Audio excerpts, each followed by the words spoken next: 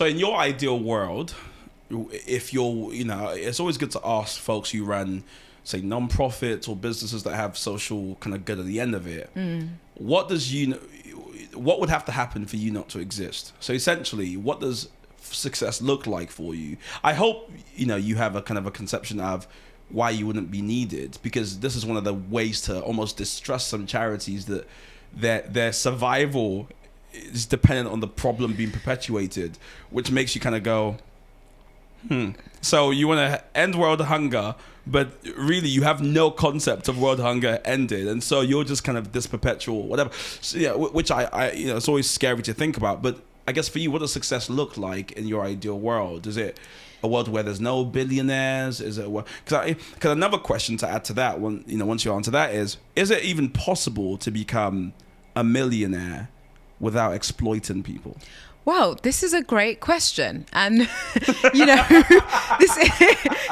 a great question. And we should have this conversation about, I don't know, mate, there are lots of factors that come into play, like around, it's interesting because, like, we live in London, right? And lots of people are technically millionaires in London because they're sitting on property, because asset prices have increased, skyrocketed in some cases over the last, 20, 30 years because of speculation, and because many wealthy people have been able to accumulate, acquire like property, build up their portfolios. That's, pushed up asset prices. So lots of people are millionaires in London. It's really interesting. But just coming back to your question about what success looks like for us, we're a really odd organization in that, the world of private wealth advisory specifically, is very hidden from kind of mainstream society. So it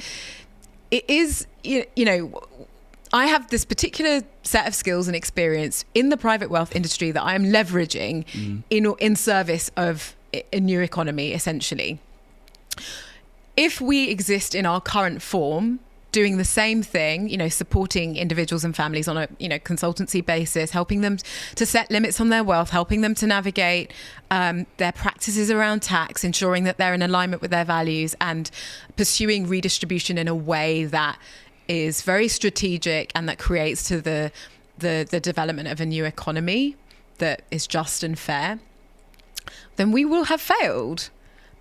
Because the idea is that we're pioneering a different form of wealth advisory practice that ideally will inspire other professionals in who are currently in mainstream private wealth industry to adopt the methods and practices that we are pioneering through our practice.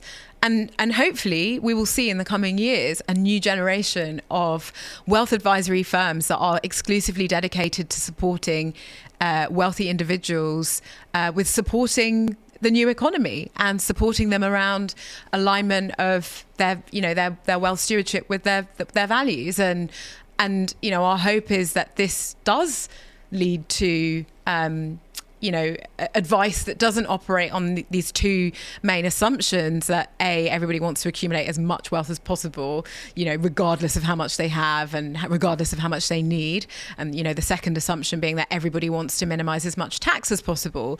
Ultimately, we don't want to exist. The only reason we do exist is because we've come in to disrupt the private wealth industry, because what we provide doesn't exist, but we hope that we won't have to exist, so that because our practices and our model of advisory service will be replicated by other firms. So how has your work been received, especially because you're a disruptor? Sounds very serious. How's your work been received? By whom? How has it been? Because, when you do, you're shedding light on a very sort of private world. I said at the start, a lot of people are like, what's going on? Who, what kind of thing? People don't know this exists. Yeah. But then two, Yeah, so one, you shining light on it already makes a couple of people uncomfortable. I remember, what was it? I think we were in the House of Lords for one of these meetings about wealth, and there's this man, he came to speak to us all about sort of, so he had a Sunday Rich Times list, with him, and he was like, here are the top 10 people, and he's like, they're not the richest in the country. And we were like, oh, no way, it's not Richard Branson, what's going on, kind of thing. And he was like, this is declared wealth. These are people who want you to know that they're billionaires or they're millionaires, whatever. He says the kind of clientele he has, who he helps to manage their affairs, will never want you to know that they're rich. Like, they have undeclared wealth, they have wealth held in all sorts of in blind trust and all these kind of interesting sort of ways. So like that, my eyes opened when he was like, this is not the top 10 rich people in the country at all. And so your work of advocacy of just shining light, you're twitching. Is there tell me. The dark world of blind trusts. You're like, too much. We must eliminate it. So amusing.